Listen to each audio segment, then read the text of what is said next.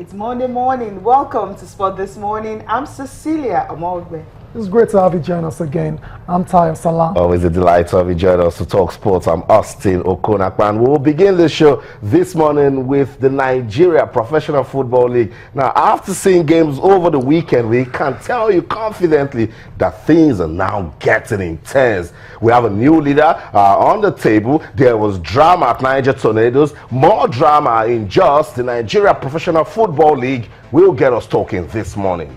Yeah, definitely new leaders, if I remember, good one for them. But Rangers could have been, except the drama endures that you talked about. Okay, now let's go straight to Spain. What's happening to Barcelona, crumbling champions? Well, for the first time since 2003, Barcelona is losing 3 games in a row. Wow. Austin, Cecilia, it is very safe to say Barcelona are in crisis. Let's move on from there now. From football, we go to tennis, where Rafael Nadal has reclaimed his Monte Carlo Masters crown after beating Gal Monfils in 3 sets to win his 9th title at the Monte Carlo Country Club. Okay, I can call him the king of clay now. No, wait, calm down. Cecilia, just calm down. The obvious narrative here is to say the king of clay is back. But is he really back though? That's the question right there. The return of the king. What you're saying is simply because Roger Federer didn't get to the final. Of course, Novak Djokovic went out in the opening round, and only Andy Murray was actually the one who could have given him a tough time. Well, he had to dispatch that one. And the way he finished Guy Monfils in the final set, 6-love, that's the Nadal we know. Well, I think this is trying to take some credit away from Nadal. Also, I'll leave you to react to that. No, I think this can act as a springboard for Rafael Nadal to come back, and come back strong. Now, we're done with the Monte Carlo. He's going to Barcelona next. It's a clear-cut season. Everybody just sees the clear-cut and says it's Rafael Nadal. So it's good that he's winning again, and this victory means so much to Nadal. And might just be what he needs to actually prove a point that is an elite tennis player. Yeah, I agree. Like you said, it might just be the catalyst, needed for Rafael Nadal to go on and have a great season.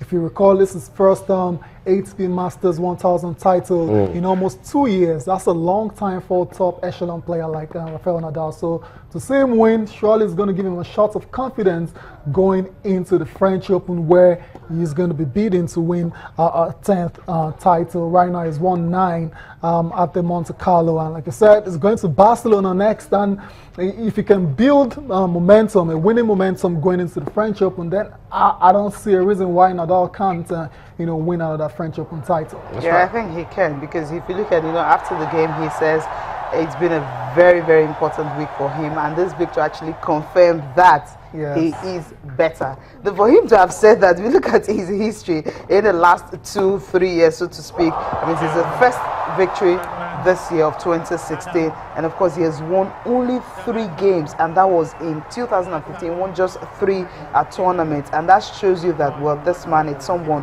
who actually dominated a particular court for 13 years, and later he started dropping. I think Rafael Nadal, well, I would say he is coming back. Whenever you want to say that, you start stuttering. But it's okay. This is Rafael Nadal's 28th Masters title and his 48th clay title. That goes to show how dominant this guy is on the clay court. But as we said, the big one is the French Open. All of these, and you come to the French Open and you're out in the second round, then we come here and start saying what's going on again. But if Rafael Nadal continues this way, plays well in Barcelona, keeps that momentum till the French Open, then we'll say he's back. If he gets to win the French Open, we'll say, okay. So it's too early to say he's really, really back now, right? That's I your said about point. some guys who are actually not here. I mean, if he had defeated Novak Djokovic, I would have like, okay, he's really fully back. But when I checked the last game, the last set he played against Guy Monfils, that was spectacular. Exactly, that's the Nadal we know. That's the way he goes into whenever he wants to play. Whenever he's on clay, that's the kind of game he plays. He did that in the final set. So I think that's actually a step forward. And as I said, it confirms that he is better. So Rafael Nadal, this should be better. And Austin, it looks to me like he's overcome all the physical issues he's had, you know, in this particular game, in this particular tournament. He was really moving very well across the court, you know, attacking the net as well, to playing a lot of great defensive shots. So if that's the case, that he's actually having no physical problems again, then I think it's going to be very hard for them to stop Rafael Nadal, you know, for the rest of the clay court season. I totally agree with you guys, but what else can we say? Let's listen to Rafael Nadal himself and react to that victory at the Monte Carlo Masters. We'll be right back.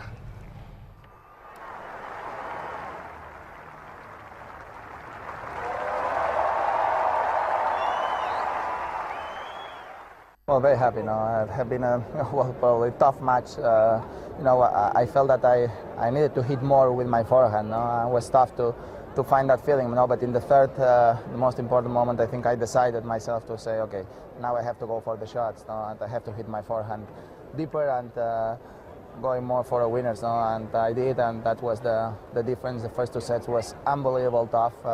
So many big points but that's a great final and an unbelievable victory for me, you know, so very emotional and very happy. Why not? He's very happy indeed. Just on what Sisi was saying earlier, I understand our reservations when you want to think about the fact that Djokovic was knocked out you know, very early in the competition, and we all know how it's gone between Rafael Nadal and Djokovic in recent past. There's only been one winner, and that's Djokovic, and then we don't know if they had met at the tournament who would have won it. No one really knows for sure. But based on form and the head-to-head between them, you would think Djokovic would have won that one. So he still has to find a way of getting past Novak Djokovic, should in case they meet at the French Open at whatever stage or round of the French Open. It doesn't mean they have to meet, though. There's a possibility that either of them can be knocked out, you know, before the final. So yeah. Rafael Nadal, that definitely will give him confidence going into the other tournaments. You know what? I don't care what a tennis player is trying to do to his career. I'm talking about the male circuit now.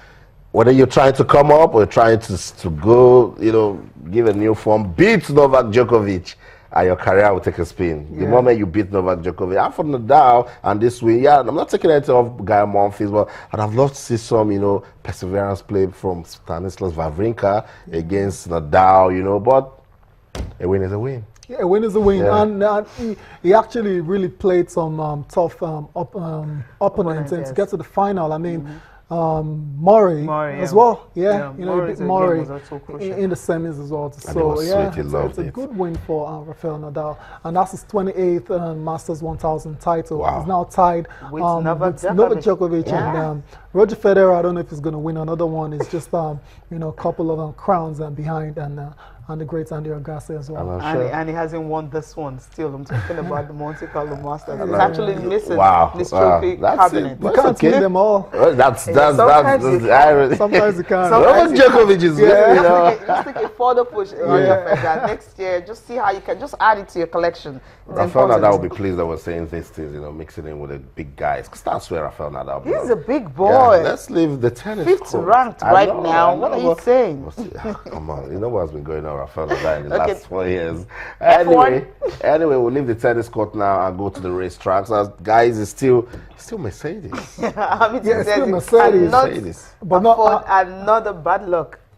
If he does that, he's definitely not going to meet up with Nico Rosberg. Wow. Oh, amazing. First of all, to what Austin said, it looks like it's going to be Mercedes all the way again, but then we're seeing some form from the likes of Ferrari and even Red Bull racing as well. But the story of the weekend definitely is Nico Rosberg winning his third race of the season, and if you want to go back to next season, that's 6 in a row. So it shows you he's got that winning momentum on his side, and it's looking very hard for all the drivers to actually, you know, stay close and catch up with the German. Yeah, I think if you go by history, I mean, any driver that gets to win the first 3 races of the season, they end up being champions. So I think so. That's a good omen. Okay. That's a good omen for me. At the time that Sebastian Vettel was doing that, yeah, of course, we could say. Hamilton did it. Sebastian Vettel did it. Michael Schumacher, of course, did it. So there are other drivers who have done that. The first 3 in a row sometimes it just give you the boost. You just set that particular point ahead of others, and everyone start playing catch up. But lately, Formula One is getting funny.